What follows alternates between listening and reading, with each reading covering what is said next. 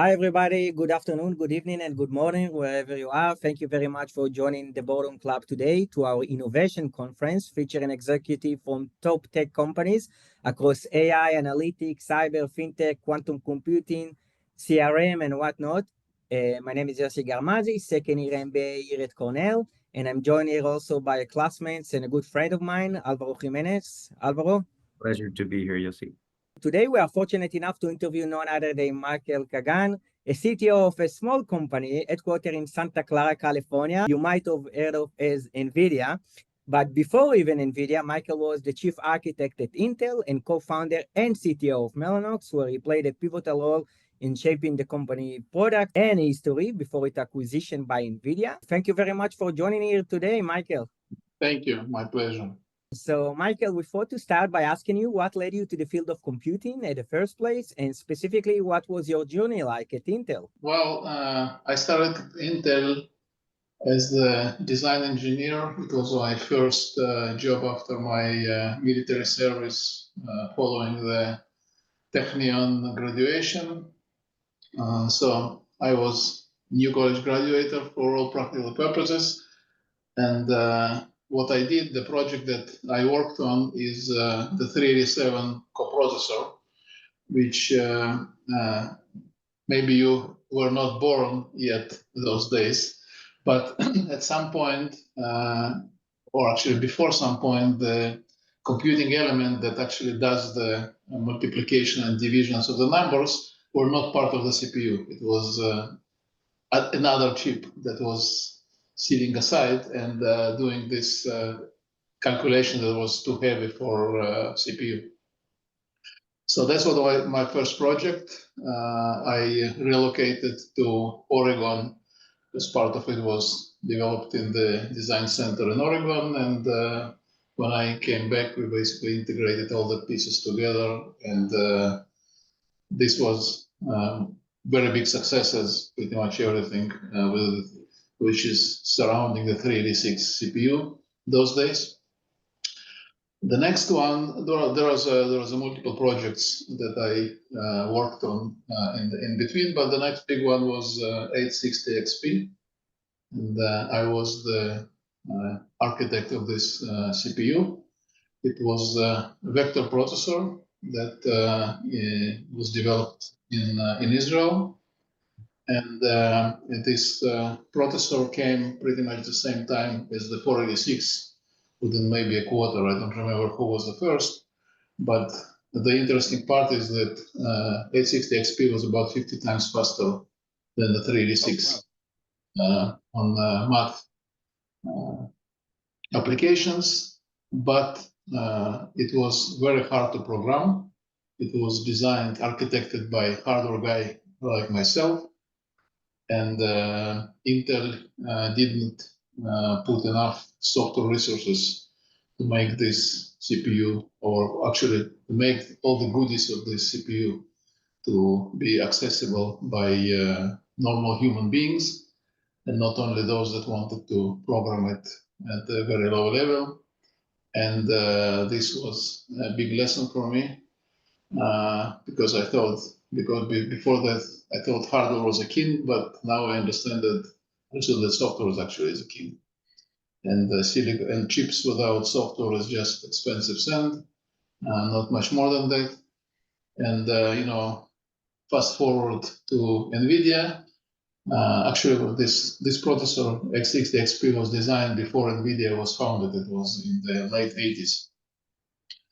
And Nvidia started in '93, if I remember correctly.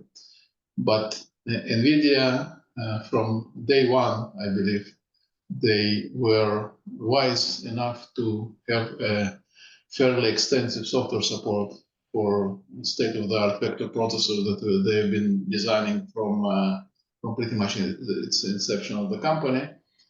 And as a result, Nvidia processors are very successful in the market, and the 860 XP was basically discontinued by Intel because it didn't get any reasonable market adoption without the software that was needed.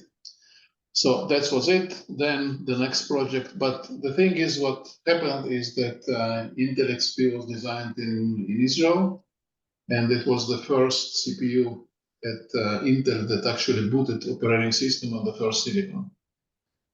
It never happened before because various bugs in the different chips, but this was a fairly technology-wise or design engineering-wise, it was fairly astonishing success at Intel, and that actually opened the door on in Israel Design Center and to assume responsibility of mainstream Intel CPU, which is x86.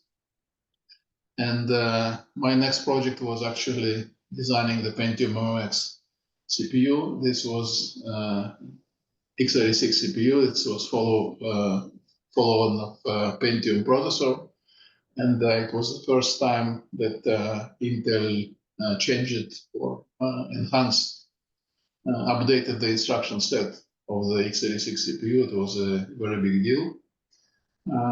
Project was at the end, the software was out there because a lot of people were building software for the x86. So the project was very successful in the market. And after this one, we started what is called Banias project by Intel, but it was very shortly after that we started this project. I actually left Intel to start Mellanox. Eyal Waldman, who was the CEO and the main founder of Mellanox, called me. And actually, he worked for me in Intel about a few years before, and advised me, offered me to be his co-founder to Mellanox. And I decided to take this adventure. It was sort of always been in the background that, this desire to start your own company and build it on top of the, key values that I believe and I grew up on. And that's what we did.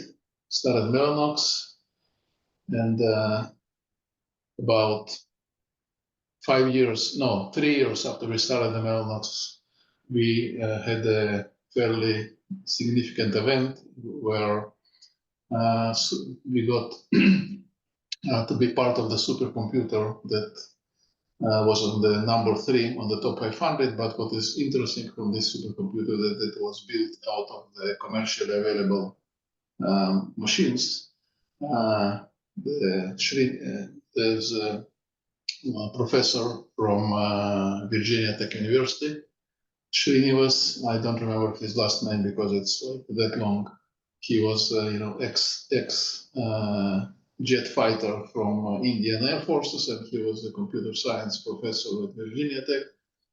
And his vision was that you can build a supercomputer from stuff that you can buy in the supermarket. So he bought about 1,000, if I remember, 1,000, a little bit more than 1,000 Apple machines, which is pretty much toys, connected this with our network, and got to be number 3 on the top 500 list at a fraction of the cost, like, about 10% of the cost versus surrounding machines. So 10 times, 10 times cheaper, 10 times, and using the commercially available, basically everybody can buy it and build it. And that's what happened. That was our debut in the market. And fast forward a few years later, like 10 years later, our interconnect technology, network technology, became de facto standard for the high performance computing. And those days, about 2010 or so, the technology that was developed in the high-end computing, high-performance computing, HPC, actually met a very interesting technology, which is artificial intelligence, running mainly on the GPUs. And that was actually sparkled our it extended our reach to much wider market. And we started to work with Nvidia. It was about 2010, if I remember correctly. Started to work with Nvidia, and one of the, I think the first computer that broke the petaflop barrier was built with Nvidia CPUs and Mellanox interconnect. And that's how we work together. And at some point, there was multiple offers to acquire Mellanox by multiple companies, and Nvidia won this, and we became part of Nvidia in 2020. Actually, the deal was closed in 2020, and when we joined Nvidia, it was just the beginning of a pandemic. So everybody worked from home, and in some sense, it made it easier to get integrated, because if you are a stranger in the room, it's very different than if you are a stranger on the screen.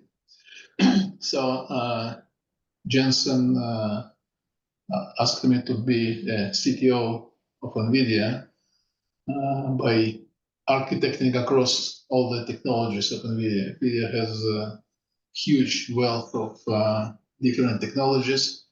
It's physical design, it's computing, it's GPUs, and Mellanox brought interconnect and DPU, which is basically the platform to run operating system of the data center scale computing. And so that's my job, dream job, doing the architecture of computing of the 21st century. Yeah, definitely. I can tell you that me and Alvaro are jealous. But I have actually another question. You spoke about all the development of software. The chips without software are just expensive cents. So in your experience, I was just wondering, what is more challenging to develop, hardware or is it software? And how do you specifically see these two disciplines differ in their approach? Well, what is harder to develop, if you ask software guys, they will say software. If you ask hardware guys, they will say hardware. And it's a different disciplines, it's not the same. But the secret of success is actually co-development. So when you develop hardware, you need to be very aware of what kind of software and how software is going to use this hardware. And we develop our stuff, be it GPUs, CPUs, or networking, in very close cooperation and very close work of hardware and software teams. And that's how we make it successful. Nice. And touch a little bit maybe about the beginning of Mellanox. I've heard that in the beginning you were working literally on door tables. Can you share more about that? How was the beginning like? Because at the end, Mellanox was a big success, but it started as a small startup. That's right, yeah. We were about a dozen people that we started Mellanox. I think we had 6 or 9 founders, and we hired a few people. And of course, the money that we got from investors, we wanted to keep it and to much as long as possible. And so we basically spent money on only on the really necessary things. One of the unnecessary things is the fancy tables. And one of the necessary things, those days, cloud computing didn't exist like Amazon, so we couldn't use cloud computing or rent cloud computing. We had to buy computers for ourselves. So we bought the necessary things, workstations. Luckily, these workstations came with the boxes that we could use as the supporters for the doors that we took off the doors, and we put them over, and that was our tables. And we brought chairs from home, so we had a very different chairs, like these plastic chairs that you bring from home or bring to picnic. And that's the way we started. Amazing indeed. And I was just wondering as well, so you're a CTO with extensive experience. What are your thoughts in driving innovation organically versus M&A? Well, innovation it's not something that is M&A or M&A is for people and for technology and for products, and the only we have acquired companies that will enable us to accelerate our own roadmap, and that has something that it would be either very hard or it would take us a very long time to develop on our own. So that was our acquisition strategy. You just get the stuff, you buy the stuff that it is more efficient for you to buy than to make yourself. And sometimes you don't have the right skills, so you need to develop the skills and then build these new things. So that's pretty much. And in terms of innovation, it sort of goes without saying. You don't work with people that are not innovative. And also in Mellanox, I know that you led some of major acquisitions such as Volater and EasyChip, while at Nvidia, we just saw in the last year that there have been the Run AI and Deci acquisition. And about specifically Run AI and Deci, that was in time of war, very tumultuous time in Israel. But Nvidia still did acquisition, and it was a vote of confidence on the Israeli tech industry. So if you can share with us what led NVIDIA to be so sure that the acquisition is going to be successful in such a tumultuous time. Well, it's not just acquisition. The NVIDIA is a company that making decision based on results, and acquisitions is just part of relations with Israel. We also grew team since when we started. When we joined NVIDIA, Mellanox had about 2,000 employees in Israel. Now it's almost 5,000, and we are still hiring. And it's based on the output, on the execution. Despite the war, we did not, big company, so we can ship things around. We didn't need even to ship anything outside Israel. We managed to stay on course and deliver things on time, despite the war and despite fairly significant part of the company was on the reserve duty. We had direct impact from the war. One of our employees was killed in action, and another employee was abducted by Hamas in October 7th, and NVIDIA very supportive, supports a lot the families and the families of this. We also had this, Eyal Waldman, he was a founder and the CEO of Mellanox, so he is not with NVIDIA. He left shortly after acquisition, but his daughter and her boyfriend were also killed on October 7th, murdered by Hamas. And NVIDIA openly, supported NVIDIA employees, and NVIDIA actually donated $15 million to Israel to help the war. And but on the work side and the business side, we just stayed on our course, and that's why NVIDIA still have full trust of Israeli design center. Yeah, very inspiring, Michael. And I have a bunch of more questions, but Alvaro, my friend here, has some really good question to ask you. So thank you very much, Michael. And Alvaro, the floor is yours. Thanks, Jesse. So, Michael, you mentioned it briefly, but when Mellanox was acquired, you famously said 93 billion plus 7 billion equals 3 trillion. So can you tell us why you chose NVIDIA from the other great bidders in that bidding war?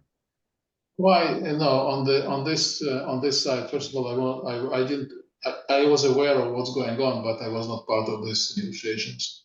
And the credentials are very simple. You know, whoever offers higher price, he gets the deal. And Nvidia was the highest bidder. That's it. That's also a valid reason. So then we go into the integration of the company, which was during COVID. And you mentioned that it was actually easier because you had everybody remote working. Can you tell us a little bit about your experience during that integration in such a complicated time?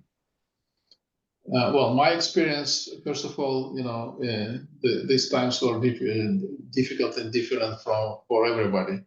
My personal experience was actually very positive because, you know, I was basically the interesting part about NVIDIA, and it's so similar to Mellanox, that people stay in the company for a very long time.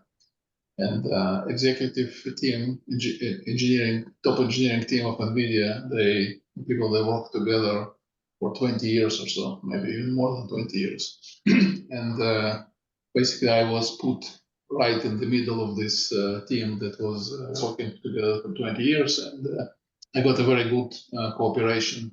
So I always felt welcome. People were open to listen, helped me personally. Now on the other side of the company, things were not worse than that. Actually, also great. And the fact of the matter that now, about almost 5 years after the acquisition, I think about between 80 to 90% of the Mellanox employees are still with the company.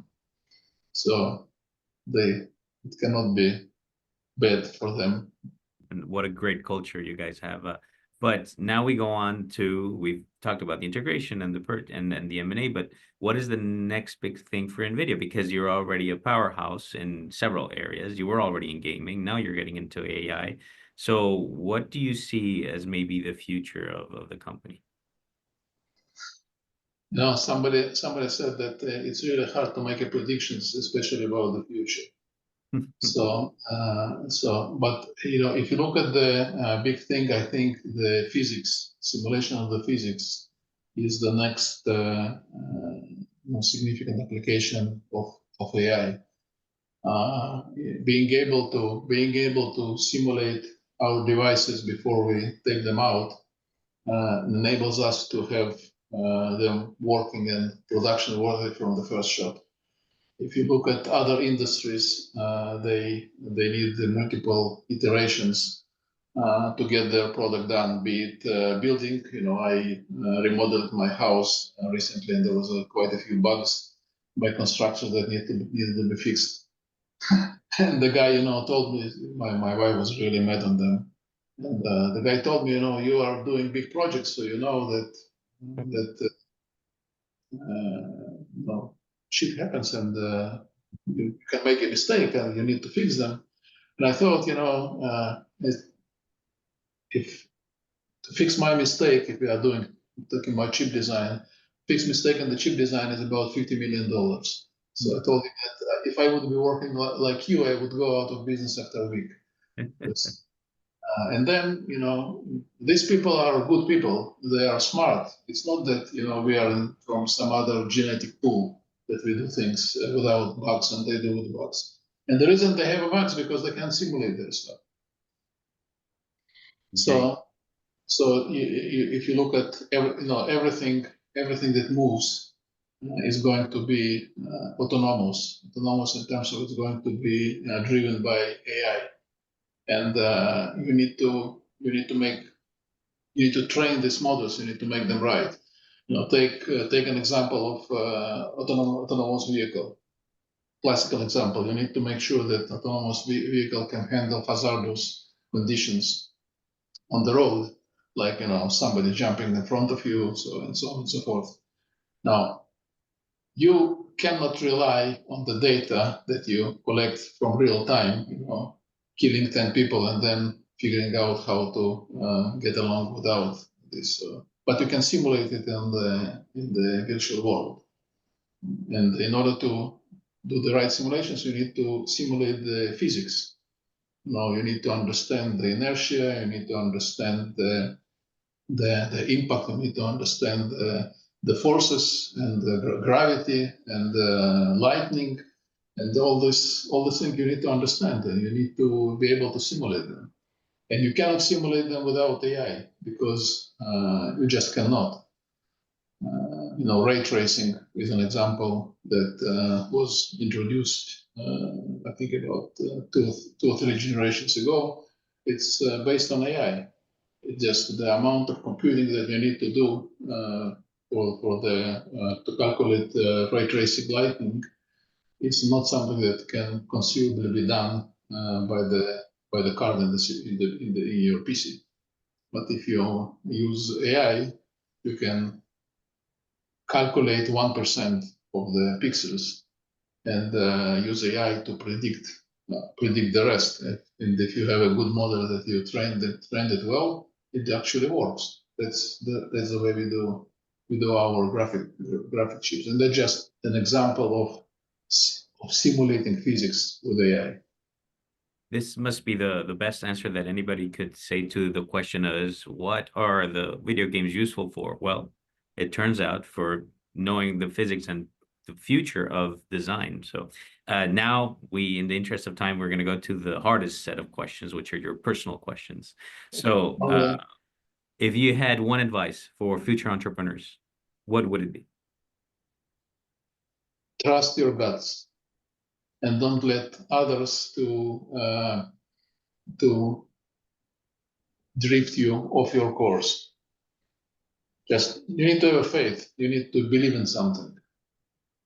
You need to believe in something and go after it. And if you people say that